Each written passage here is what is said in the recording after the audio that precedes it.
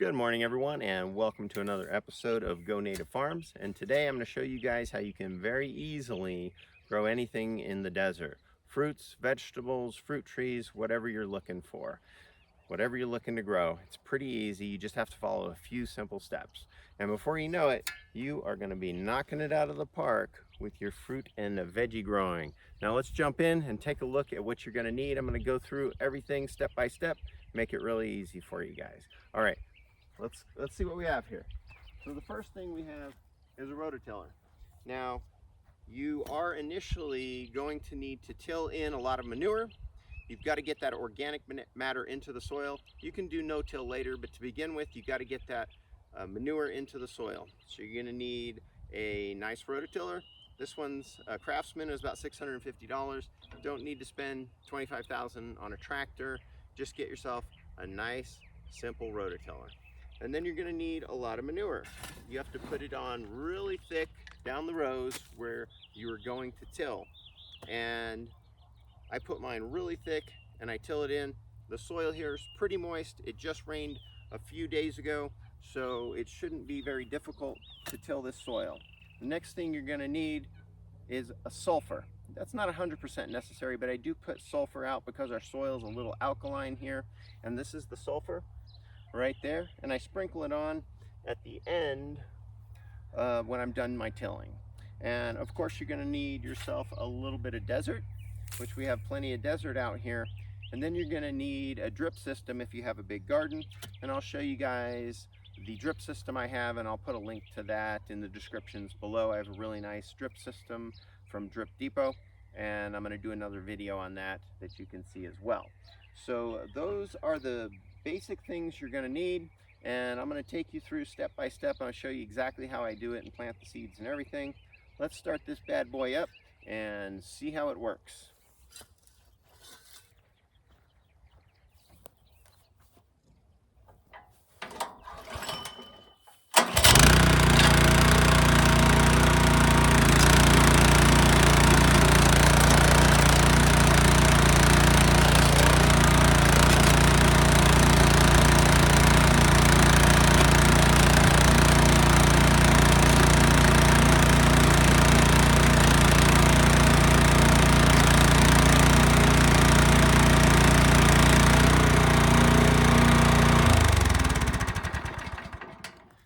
Now I'm going to do a close-up so you can see exactly how that manure is getting tilled into the soil. But one of the things you definitely have to focus on, the first few passes you have to go slow.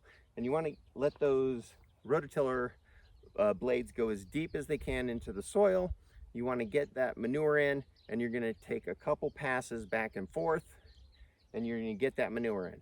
Now manure, it is important to get the right manure. So if you can find alpaca manure or sheep manure, then that's pretty good. You can use chicken manure as well, but sometimes that can burn, and I'll do another video on that in the future as well. I'm going to do some close-ups here so you can see exactly how this is working. All right, so we're going to throw that manure on really thick, and we're using alpaca manure here, and that does not burn. And you can use sheep manure as well, which usually does not burn as well. And you can even use chicken manure, but sometimes that is going to burn a little bit. I'll do another video and show you guys about how to use chicken manure. And with no further ado, let's start this up. I'm going to show you exactly how it works. Go nice and slow, and you're going to take a couple passes, and then I'm going to show you how I plant my seeds. All right.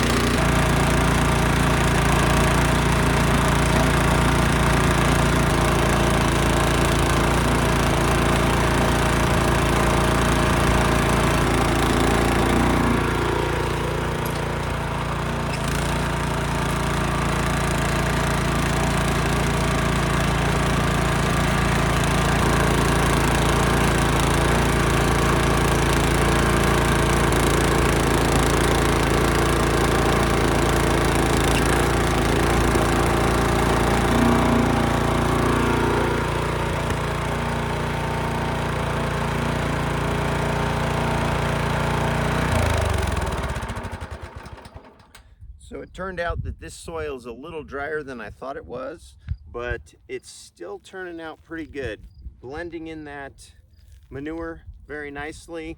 And then what you could do, you definitely want to take a couple of passes.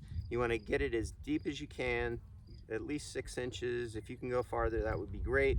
And then you can come back and you could wet this and you could till it again in a couple of days. That's usually what I do. And just make sure that it's tilled in really nicely. Now, manure is not the only thing you can add to your soil. Sometimes if I'm hatching eggs and some of those don't hatch, I'll put the rotten eggs in the soil. You can put hay in there.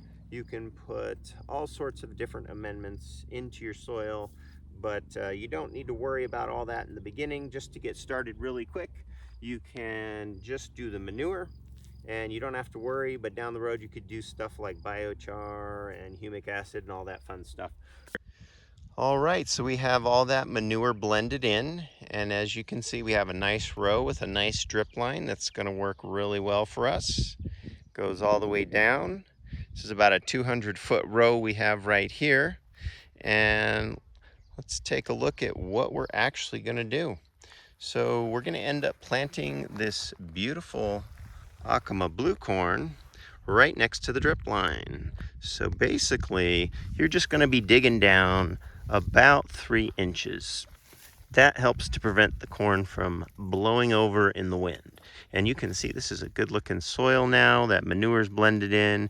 Any big rocks and stuff like this you want to throw to the side. And you're going to dig down about 3 inches. And then we're just going to grab some of this good looking corn right there. And we're going to throw in about 1, 2, 3, 4, 5. And then you're going to cover it. You're going to take this soil. You're going to cover your corn. Every seed has a different requirement. Corn I do plant deeper, and basically just going to make that flush to the rest of the soil here. And the drip line, we're going to turn that on and it's going to soak. I do frequently soak my corn overnight. Every seed has different requirement. Read the package and see what you're supposed to be doing. And then in a couple of weeks, it's going to look like this. So as you can see, we have a really nice row of corn going here and goes all the way down. This one we did a modified till, and then we also sometimes will do a no-till. So you can do your no-till later. If you look straight across here, we have a second row of that exact same corn, and this was a no-till. We left all the weeds and everything to see how that was going to work. And the weeds actually can provide a microbiome for your corn, and we do leave those. So one side you can't even tell the corn's growing yet because it's completely no-till, and then the other side over here you can see the corn growing. And I knocked over some of my corn with this hose, which was my mistake, but we're just going to fix that, and there you go. So hopefully this helps a little bit with how you guys can farm in the desert, and we're going to keep following this, and I'll show you what this corn looks like in a few more months, and it usually does really well for me. Hopefully the color on this camera is working good, but it has been making the green look a little bit yellow. But these corn are looking really good, and that manure is well broken down into the soil because we actually did this row last year, and we just tilled it in because there was a whole bunch of weeds here, and we decided we were going to do one till, and then we're going to compare that to the no-till over there. There's a lot of different methods for farming, and this method works really good for me in the desert, and I had a lot of good crops. All right, so I showed you what that corn was looking like, and now you can take a look at what our intercropping of beets and watermelons look like. So right here, this is a San Felipe Native American variety from the San Felipe Pueblo, and then we have some nice beets. And as you can see, we have a nice row of that, and we did come in here and we tilled it, but we left a lot of the weeds on the side. So these weeds on the side, they help to keep away the grasshoppers and the rabbits. So early on, it does make sense where you should have some weeds in your garden as bait plants to keep the predators, your plant predators, away. And as you can see, the soil's doing really well. And we actually grew corn here last year, so we have some corn coming up on its own, and those we're going to remove because we don't want those to be crossing with the other corn varieties. And you can even see some of the corn right there from last year, and that was a beautiful Santo Domingo red corn. And this is a nice long row. We'll just kind of walk down and show you guys a little bit how this looks. And you can see my drip line, and I haven't staked the drip line down completely, so you do have to do that. Otherwise, when it gets hot out, the sun will make the line bend to the side. And of course, before we water the plants, we make sure that everything is lined up and working, which it always is with this awesome drip system that I have. So we're not going to walk all the way down there, but what we're going to do is we're just going to turn around here and take a look at some cantaloupe. So over here, you can see we have some really nice cantaloupe growing with this same method. There's one right there, and we have one right there as well, doing really good. And later on I'll come through and we'll get rid of some of these weeds, but you can see there's quite a bit of melons everywhere. This soil is really fertile. One of the things that I do for my soil is I do add in a microbiome. You can also see this yellow stuff here. That is going to be your sulfur. So you can sprinkle that on after you planted your seeds. And I put sulfur in a lot of places. And it's not completely necessary, but I do use that. And it does work pretty good for me. Lots of melons, doing really good. And then I will take some of the Happy Frog and I will either soak that in water overnight, and then I will water that into the ground, which adds a good microbiology into the soil. It's another step that you don't have to do, but it's a little extra step that works out really good. And walk down here a little bit more, and you can see we have some weeds here growing amongst our melons, but it's doing just fine. People worry too much about weeds, but you can use weeds to your benefit, which we do. And then occasionally a animal may come and eat one of these, or may not sprout or something like that. This one's a little bit chewed up right there, but doing pretty good. We're gonna go take a look at some other stuff we have growing with a slightly different method, and hold on tight. We'll go look at that. All right, so I should also show you that we put our apple trees on this drip line as well. And you can see we have lots of different trees, everything from peaches growing out here to apples. And these were all started by seeds, doing really well. And all throughout our garden, we put our fruit trees on our drip line and we space those out. And in between, we grow our fruits and vegetables that we want. And coming up on another tree here, and it does really good. And we have some trees over there, and you can see that field in the distance is desert, which we haven't added any manure, and we haven't done too much to that. So we'll go check out that row because we're growing no-till, and we're going to walk over there, and you can see those old corn stalks. That is a no-till method we're using to grow some really nice squash. So hold on and we'll jump over there. Okay, so in this area, you can see we had 3 rows of corn from the following year. That's what these stalks are that are tan. And you can also see we have a ton of weeds over here as well, which we don't really have a big problem with those. We only remove the weeds that are painful, and then sometimes we manage them. We'll come and mow them down a little bit. But if you look over here, we have a drip line. And on those drip lines, we have some really nice Navajo banana squash right there. It's a Navajo Hubbard banana squash. It's really neat stuff. You can see that squash is growing in there really well. And that's not a squash. We also put in some buckwheat. In theory, this buckwheat here is supposed to keep the stink bugs away. So we're gonna see how that works, and we'll keep you updated on that. So one of the things we do here is we leave the corn in the ground from the following year, and then the worms will digest that and help turn that into fertilizer. And then that also helps build the microbiome. So we plant in between where the old corn were. And then we also inoculated a little bit with some Happy Frog potting soil here. We threw a little bit of that in each hole last year where the corn was going, where the corn seed was going into the ground. So that helped to provide the microbiome. It helps put the mycorrhizal fungi into the soil. And if I dig in here, there's always going to be worms from the year prior. Let's see if we can find some worms in there. Usually I find worms when I dig down just a little bit.